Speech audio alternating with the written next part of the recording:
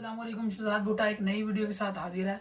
उम्मीद करता हूँ कि आप सब लोग ठीक होंगे, खैरियत से होंगे।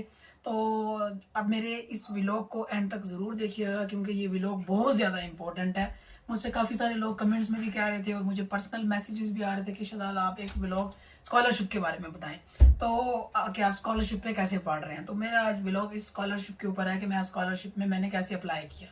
तो स्कॉलरशिप में अप्लाई करने के लिए सबसे पहले तो आपको पता होगा कि एक्सेप्टेंस लेटर क्या चीज़ होती है। ये मैं बात बता रहा हूँ चाइना के लिए।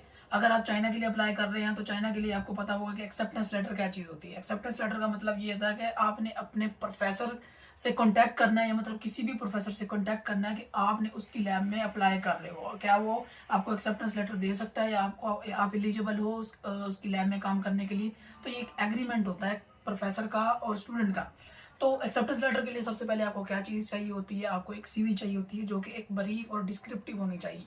आप अगर आप स्कॉलरशिप के लिए अप्लाई कर रहे हैं तो उसमें आपको पता होना चाहिए कि जो स्कॉलरशिप वाली सीवी है और जो जॉब वाली सीवी है वो इन दोनों में फ़र्क है।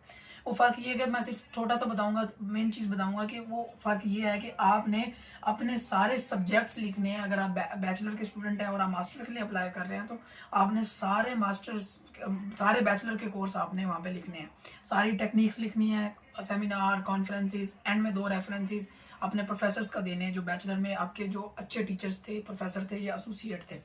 अच्छा जी, तो उसके अलावा आपको एसओपी लेटर चाहिए होता है। जो एसओपी लेटर होता है उसको कवर लेटर कहते हैं कि आपने उसको ईमेल में टेक्स्ट बॉडी में क्या लिखना है। तो उसमें कुछ कुछ डिफरेंट फॉर्मेट्स हैं जो गूगल पे ऑलरेडी अवेलेबल हैं। ये आप खुद भी सर्च कर सकते हैं और खुद भी लिख सकते हैं कि बजाय आप किसी और से कॉपी पेस्ट करें, आप अपनी तरफ से भी लिख सकते हैं। अच्छा, अब आगे चलते हैं कि आपने स्कॉलरशिप अप्लाई कब करना है। इसका टाइम ये होता है कि आप नवंबर से लेके मार्च तक, चाइना की बात कर रहा हूँ, तो ये एक टाइम है पड़ा चाइना के लिए अप्लाई करने का। और अगर मैं चिली की बात करूँ तो चिली का टाइम होता है अगस्त से स्टार्ट होके दिसंबर तक जाता है, स्टार्ट ऑफ दिसंबर तक। अच्छा, अब मैं इन वन बाय वन आपको बताऊंगा कि आपको डॉक्यूमेंट्स कौन कौन से चाहिए चाइना के अप्लाई करने के लिए और चिली के लिए अप्लाई करने के लिए क्या चाहिए। तो सबसे पहले तो आपकी एक सीवी होगी, रिसर्च प्रपोजल हो गया, तीसरी चीज़ आपका ये हो गया कि आपका पासपोर्ट हो गया, चौथी चीज़ आपकी ये है कि आपने 2 रिकमेंडेशन लेटर बनवाने हैं जो अपने डिपार्टमेंट से, आपके डॉक्यूमेंट्स हो गए जो आपने बैचलर की है। अगर आपने 7 सेमेस्टर तक कर लिए और आपका मतलब डिग्री कंप्लीट नहीं हुई तो भी आप अप्लाई कर सकते हैं। उसका तरीका ये है कि आपने एक होप सर्टिफिकेट बनवा लेना है और उस होप सर्टिफिकेट की बेस पे आप अपलोड कर सकते हो वहाँ पे डॉक्यूमेंट्स और आप अप्लाई कर सकते हो। उसके अलावा एक मेडिकल होता है जो आपने अपने ही सिटी से किसी भी हॉस्पिटल से बनवाना होता है। उसके अलावा ये सारी चीज़ें हैं, तकरीबन जो 8 से 9 चीज़ें हैं जो आपने अप्लाई करते वक्त ये सारी चीज़ें अपलोड करनी होती हैं। अच्छा, उसका जो जो चाइनीज़ गवर्नमेंट स्कॉलरशिप का जो लिंक है वो मैं डिस्क्रिप्शन में दे दूंगा। पर और जो चिली की बात करूँ मैं, चिली और चाइना की स्कॉलरशिप में बहुत डिफरेंस है। चिली के लिए आपने ना तो किसी प्रोफेसर से रब्ता करना है, ना ही किसी को ईमेल करनी है। अगर आप कर देते हैं तो it is a good point. ये अच्छी बात है कि आपने ईमेल कर दी है, ये बात नहीं कर रहा कि कोई एतराज़ है, आप कर सकते हैं। उसके बाद आपने वही यूनिवर्सिटी के डायरेक्ट पोर्टल के ऊपर अप्लाई करना होता है चाइना के लिए, चिली के लिए।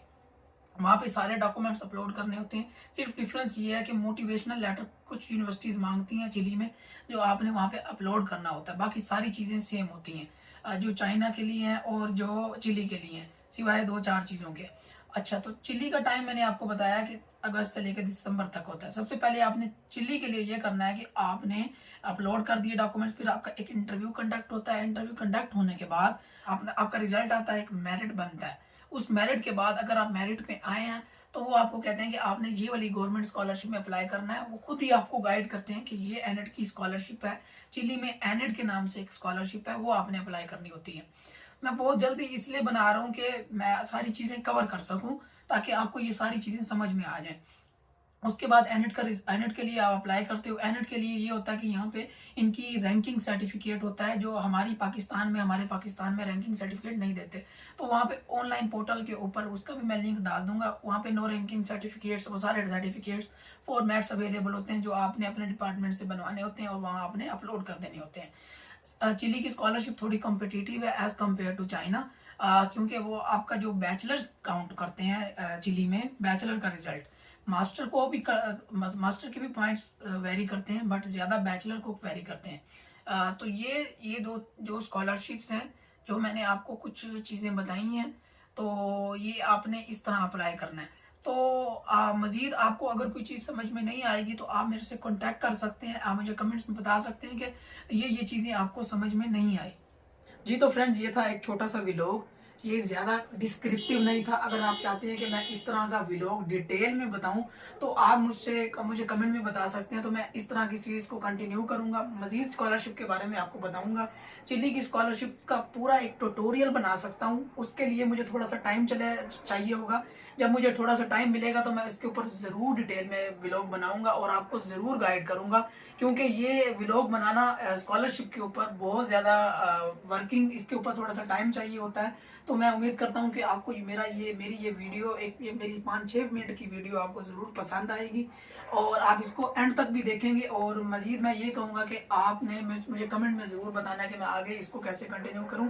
मेरे चैनल को ज़रूर सब्सक्राइब कीजिएगा। शहजाद भुट्टा को दीजिए इजाज़त। अल्लाह हाफिज़।